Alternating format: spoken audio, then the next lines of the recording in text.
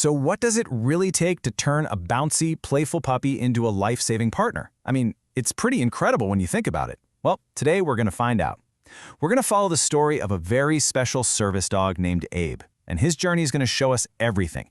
The intense training, that amazing intuition they have, and just the incredible dedication that goes on behind that service vest.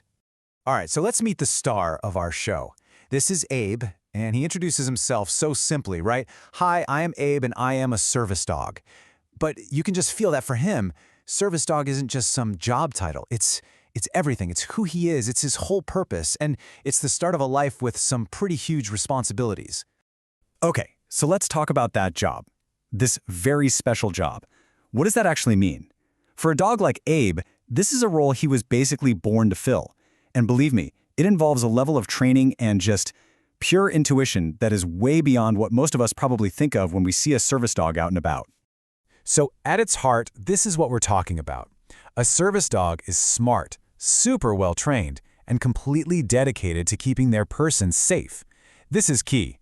They aren't just a pet. They are a highly skilled professional, you know? It's this incredible mix of brains, tons of training, and a rock-solid commitment to their human safety. So that begs the question, right? How does a puppy even get picked for a life like this? Well, it doesn't start at some fancy training school. Nope. The whole journey actually begins right in the litter, when they're just tiny little pups. Their destiny is already starting to take shape. And get this, from the time he was super young, Abe was told his job was going to be helping someone who couldn't see. Now, he probably didn't get all the details, right? But he could sense it was a big deal, something important. This just goes to show you that the selection process starts crazy early. They're looking for puppies with just the right personality and potential right from the get-go. And this really hits home a crucial point. Not every dog can do this, not even close. It's a super selective process. You need the special mix of being really smart, really calm, and actually wanting to work, to even be in the running for a life like this. And for Abe, this whole mission-driven life was kind of a family business. His brothers and sisters were also trained for these incredibly important but totally different jobs. Like, one of his sisters was trained to help people with autism. Another brother learned how to warn someone before they have a seizure. It really shows you that service dog isn't just one job. It's like a whole career field with all these different specializations. Okay, so once a pup is chosen, that's when the real work starts. So let's dive into the next chapter of Abe's life, school. This is the intense, specialized training that takes a promising little puppy and turns him into a truly life-changing partner.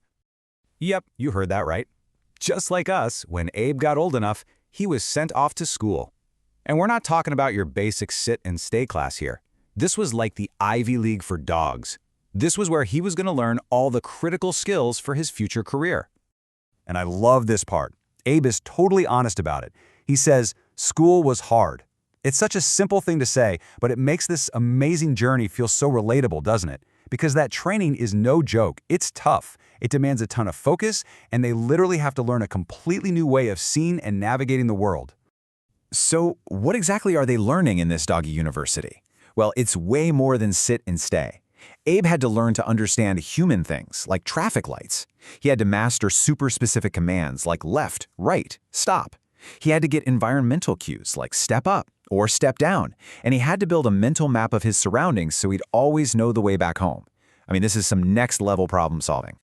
And here's a perfect example of that training in the real world. He literally had to learn what red, yellow, and green lights mean, and not just what they mean, but what to do for each one to keep his person safe. Think about that. That's a life or death skill, and it's just one of the many, many things he had to get down perfectly. So all of this intense training, all this hard work, it all leads to something much bigger than just the list of skills. It creates this incredibly strong working bond. It's a true partnership where the dog and the human basically operate as one single intuitive team. Now this, to me, is one of the most fascinating things about a service dog's life. It's like they have an on-off switch.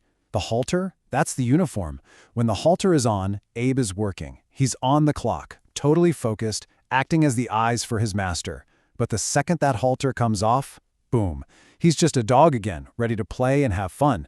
That distinction is so important, both for the dog's own happiness and for making their job crystal clear.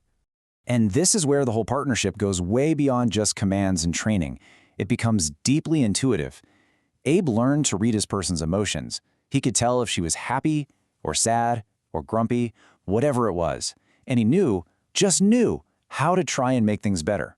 So he wasn't just a physical guide, he was an emotional anchor too. So we followed Abe's whole journey, right? From being this tiny, chosen pup all the way to a working professional.